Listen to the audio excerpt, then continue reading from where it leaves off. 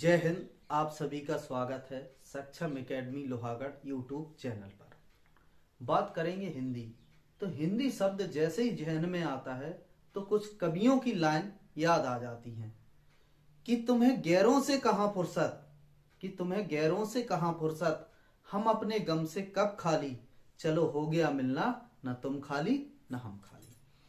आगे बात करेंगे हिंदी की। तो हिंदी में पहले हम आपको बता चुके हैं बहुत अच्छे से कि विश्व में लगभग 3000 भाषाएं बोली जाती हैं और 3000 भाषाओं के 13 परिवार हैं। कितने परिवार हैं? 13 परिवार हैं।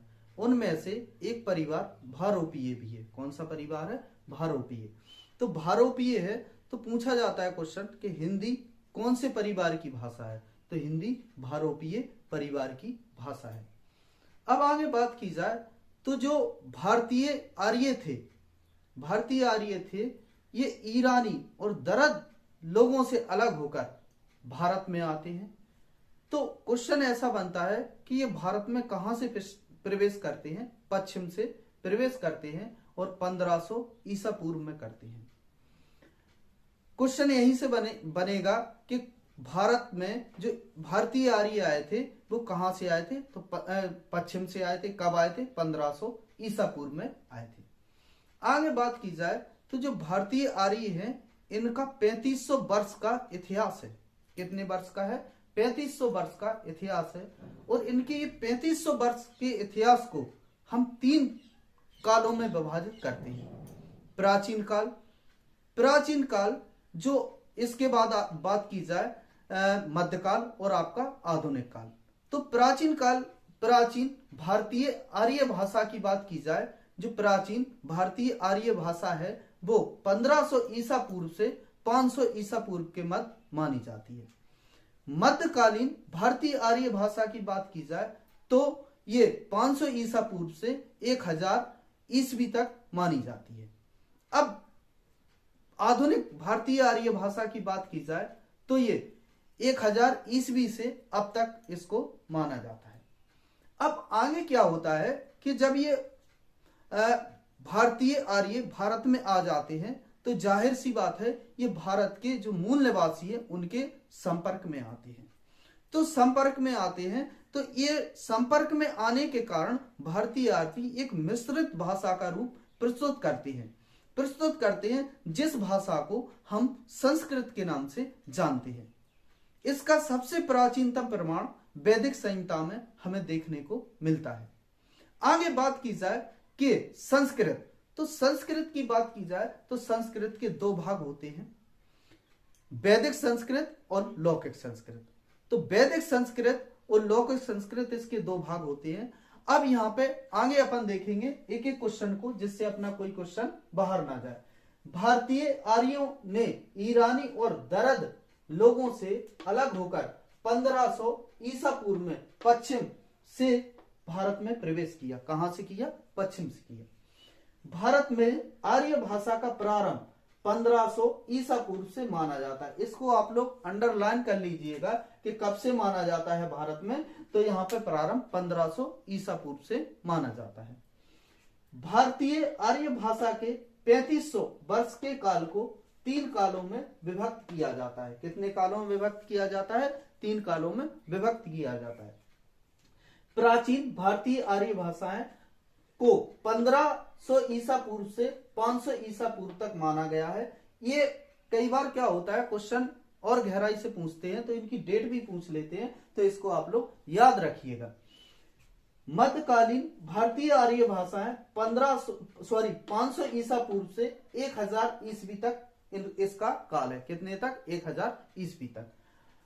आधुनिक भारतीय आर्य भाषाएं 1000 ईस्वी से अब तक मानी गई हैं। तो आधुनिक भारतीय आर्य भाषाएं 1000 ईस्वी से अब तक मानी गई हैं। भारतीय आर्य भाषा के लोग जब भारत के मूल निवासियों के संपर्क में आते हैं तो अपनी भाषा का एक अलग स्वरूप प्रस्तुत करते हैं, जिस भाषा को संस्कृत कहा गया। क्या कहा गया? संस्कृत कहा गया, जिसका प्राचीनतम प्रमाण वैदिक संहिता है। वैदिक संहिताएं क्या है? जिसका प्राचीनतम प्रमाण है। संस्कृत शब्द का प्रथम प्रयोग वाल्मीकि की रामायण में मिलता है। तो यहां से क्वेश्चन बनता है कि संस्कृत शब्द का प्रयोग कहाँ मिलता है? वाल्मीकि की रामायण में मिलता है। संस्कृत के दो रूप हैं, वैदिक संस्कृत और लौकिक संस्कृत। आइए देखते हैं वैदिक संस्कृत और लौकिक संस्कृत। तो संस्कृत को दो भागों में बांटा गया है, वैदिक संस्कृत और आपका लौकिक संस्कृत।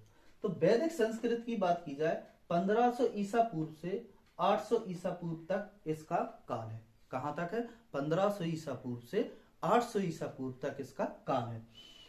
इसमें वैदिक संस्कृत में लिखा क्या गया है? आपके वेद, ब्राह्मण, अरण्यक और उपनिषद लिखे गए हैं। क्या लिखा गया है? वेद, ब्राह्मण, अरण्यक और उपनिषद आपके वैदिक संस्कृत में लिखे गए हैं। अब सभी को पता है वेद कितने होते हैं? वेद 4 होते हैं। ऋग्वेद, तो ऋग्वेद की बात की जाए तो सबसे प्राचीनतम वेद है। कैसा वेद है? सबसे प्राचीनतम वेद है और इसमें 10 मंडल है। कितने मंडल हैं? 10 मंडल है। यजुर्वेद की बात की जाए तो ये आपका नाटक और अभिनय से संबंधित है। अगर क्वेश्चन आ जाए पूछ लें कि किससे संबंधित है? नाटक और अभिनय से संबंधित है। सामवेद को भारतीय संगीत का जनक कहा जाता है। क्या कहा जाता है? भारतीय संगीत का जनक किसे कहा जाता है? सामवेद को। अथर्ववेद में क्या है? जादू, टोना, तंत्र, मंत्र, वशीकरण की बात किस में कही गई? इसमें अथर्ववेद में कही गई और ये सबसे बाद का वेद है। ये बात याद रखिएगा। अब यहाँ पे आया उपनिषद। तो आपका उपनिषद की बात करें तो एक उपनिषद है जिसका नाम है मुंडकोप उपनिषद। तो मुंडकोप उपनिषद क्यों महत्वपूर्ण है आपका? क्योंकि मुंडकोप उपनिषद से जो भारत का आदर्श वाक्य है सत्यमेव जयते, वहां से लिया गया है।